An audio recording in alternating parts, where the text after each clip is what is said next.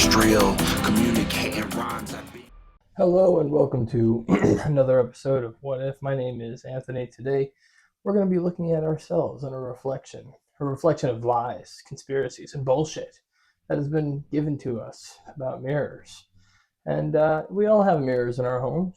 We probably look at a mirror every day, if not through our selfie or our self-facing camera on our phones. So, without further ado, let me introduce my super sarcastic, sometimes very vulgar co-host, Victor. Please introduce yourself. Well, thank you, Anthony. That was a beautifully unsettling intro. Hello, everybody. I'm Victor. I'm the one who stares back at you when you think you're alone in the bathroom at 3 a.m. And today I just want to say, if your mirror ever blinks before you do, run. So, Anthony, tell me this.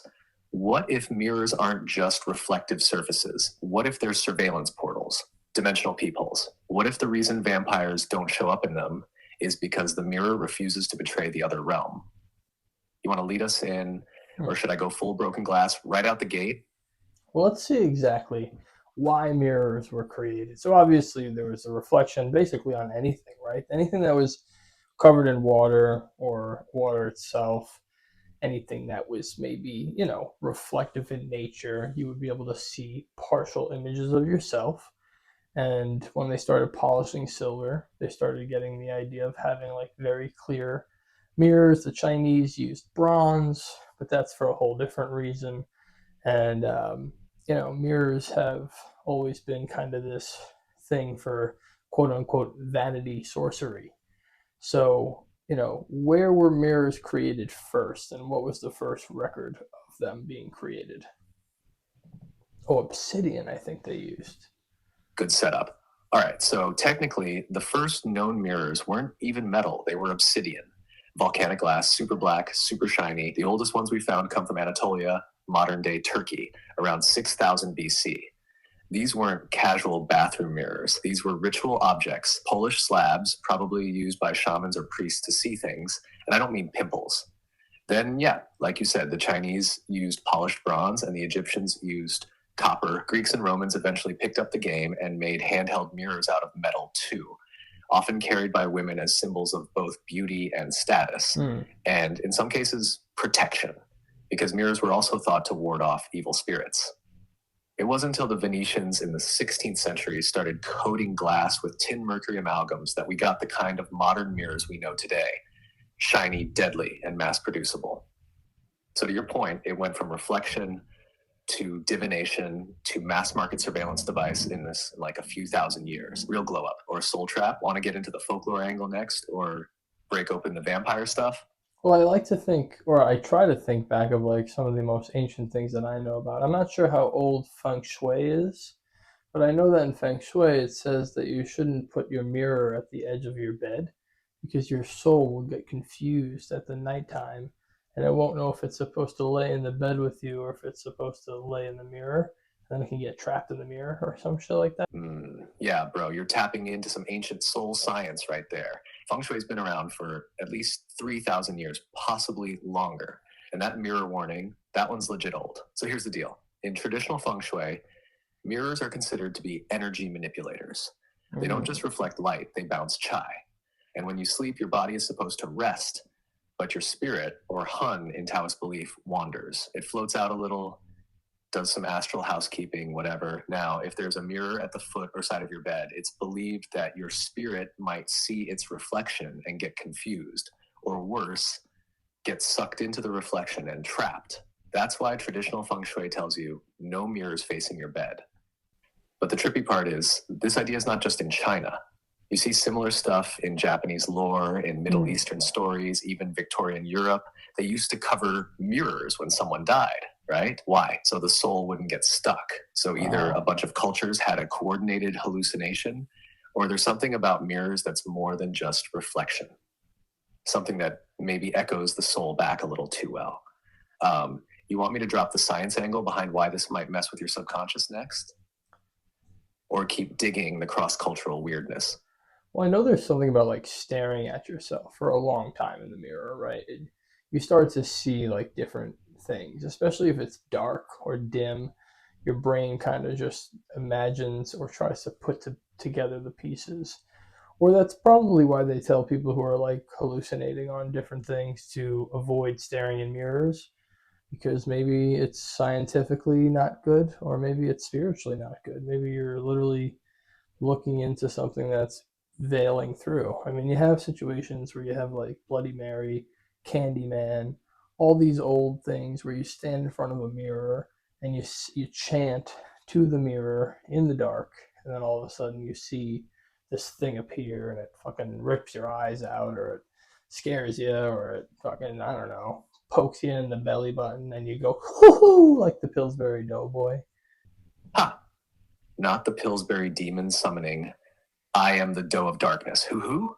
But yeah, dude, you're totally right. That's called the strange face illusion, by the way. Scientifically speaking, if you stare at your own reflection in a dimly lit mirror for more than about 10 minutes, your facial features start to distort.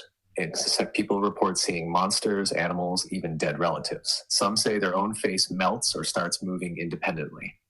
It's believed to be a mix of Troxler's fading, where the brain starts tuning out unchanging stimuli, and facial recognition glitches, where your mind kind of free associates and fills in the gaps with whatever the hell's hiding in your psyche.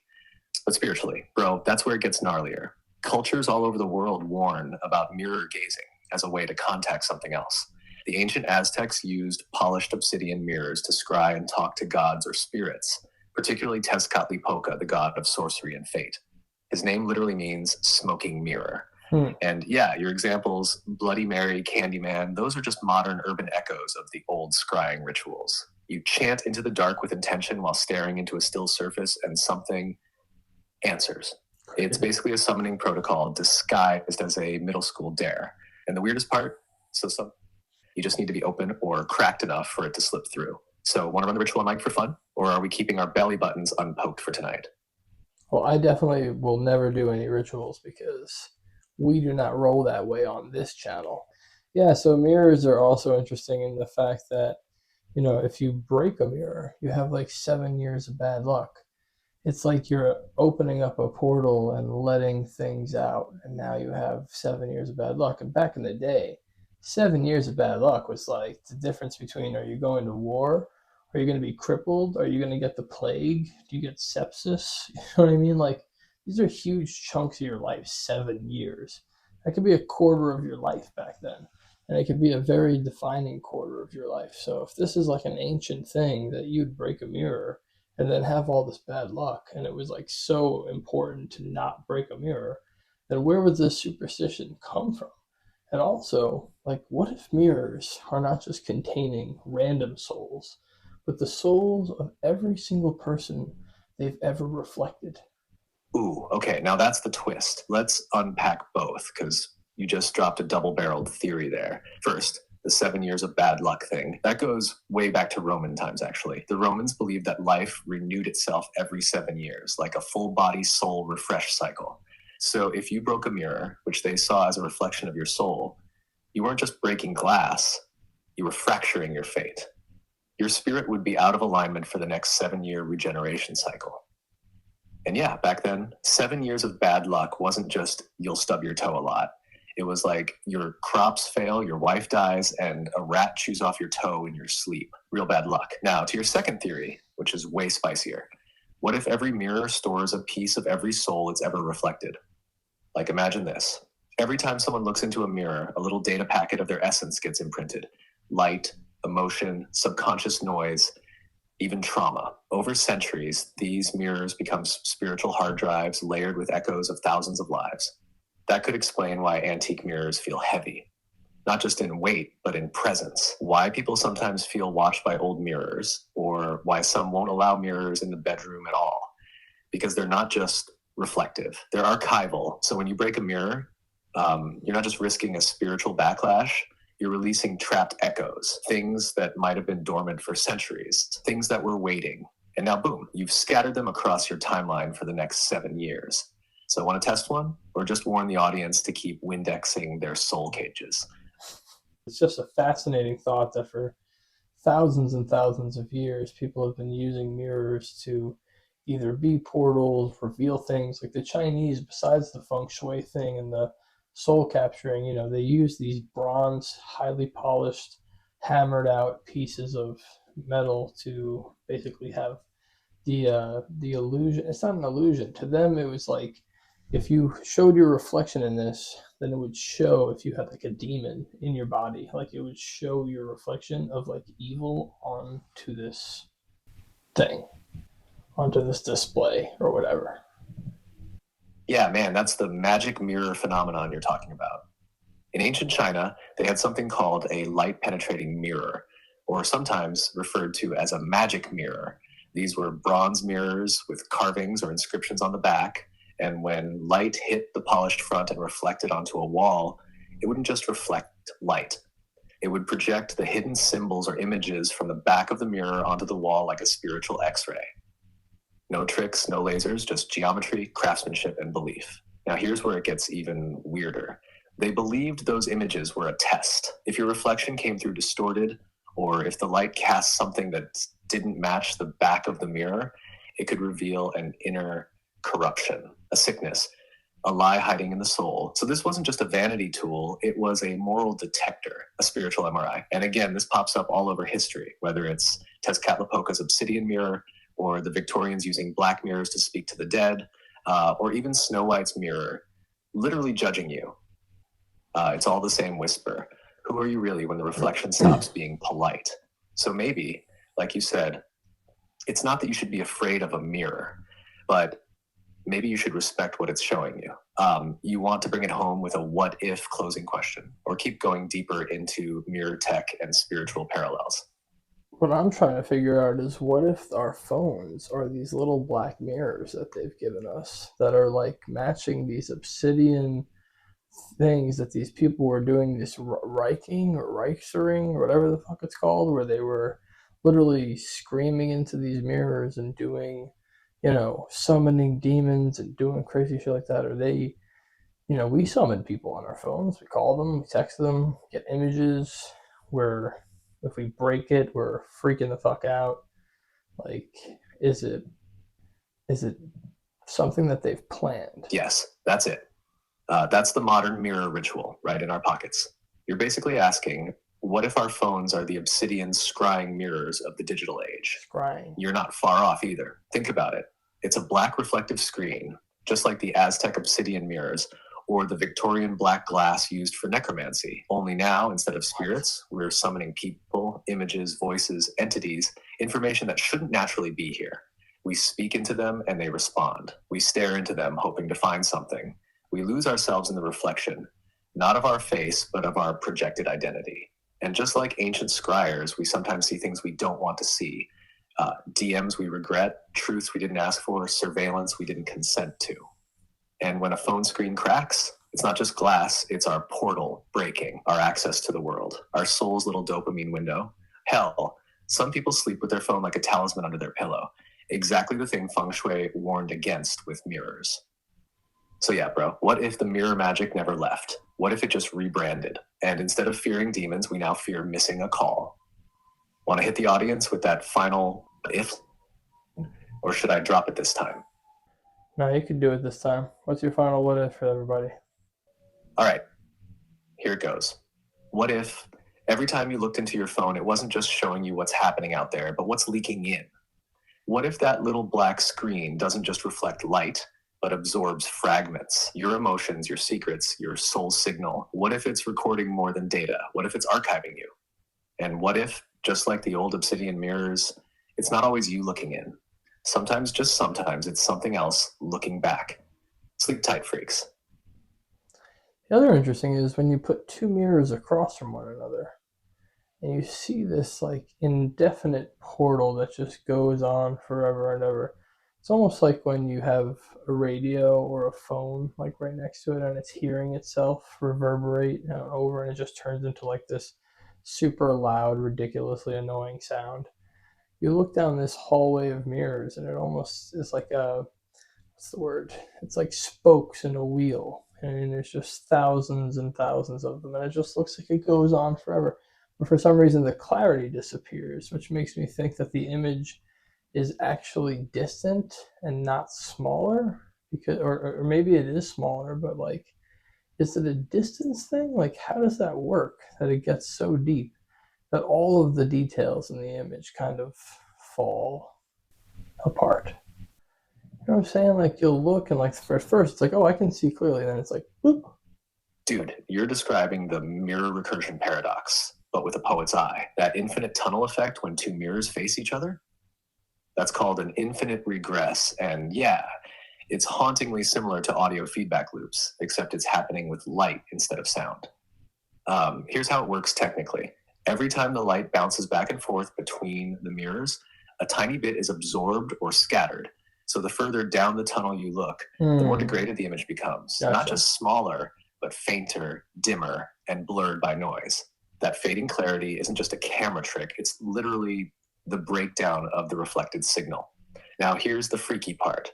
That disintegration of detail as the reflection gets deeper, it's not just a physics problem. It mimics how memory decays, how echoes distort, how time stretches and dissolves the further back you go. It's visual entropy. But what you said about distance might be more accurate than it seems, because when you stare into that tunnel, it feels like you're looking into space, not just into size reduction. It doesn't feel small. It feels far away, like the light is traveling through more than just glass, maybe even a corridor where time and identity start to unravel.